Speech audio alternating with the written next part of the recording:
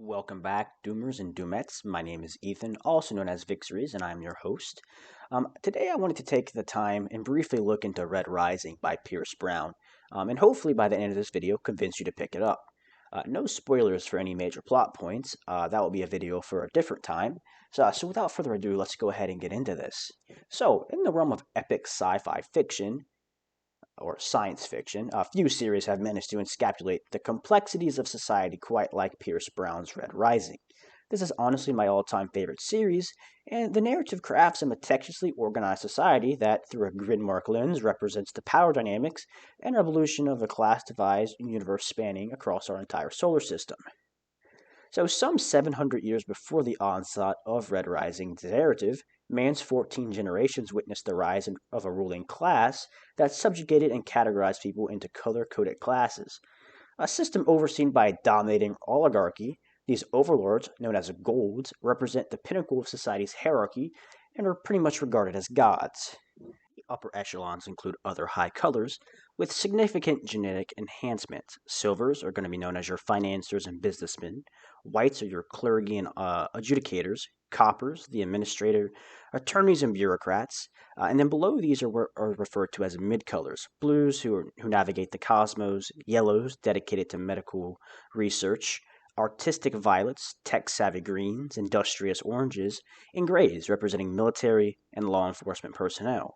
This structure, however, descends further into oppressed colors, where we encounter browns, fulfilling menial tasks as servants and custodians, obsidians bred as elite warriors viewed as brutish by virtue of their creation, pinks relegated to pleasure roles, and reds, who take on the role of manual laborers, delving into the mines under false pretenses of terraforming planets.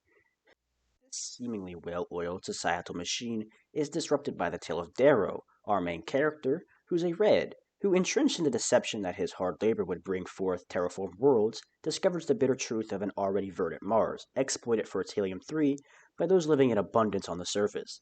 Darrow's journey of revenge and subsequent transformation is a consuming one, introducing a narrative akin, yet superior to the likes of The Hunger Games or Ender's Game, transcending individual conflicts in favor of intricate factional warfare and political maneuvering.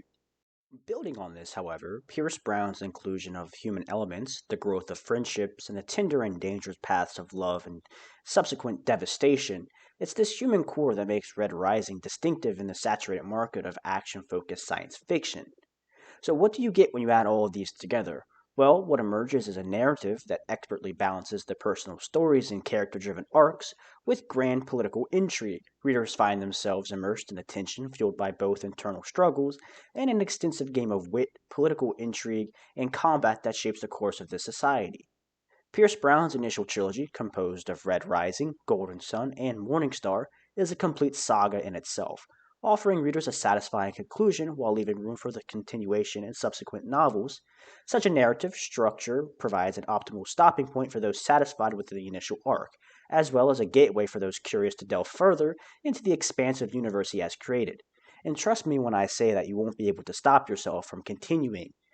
In my opinion, Red Rising is the weakest of all the books, but it sets the groundwork beautifully in terms of world building and character setup for the following works that he does deliver. To wrap this up, I would say that the world and characters that Pierce Brown have created is some of the best writing that I've ever had the pleasure of consuming. So, once again, I would highly recommend picking this series up if you haven't already, especially since the last book, Red God, is set to release sometime later this year. With that being said, I hope you have all enjoyed this video. Have a fantastic rest of your day, and be sure to drop a sub and like if you'd like to see some more Red Rising content. With that being said, peace.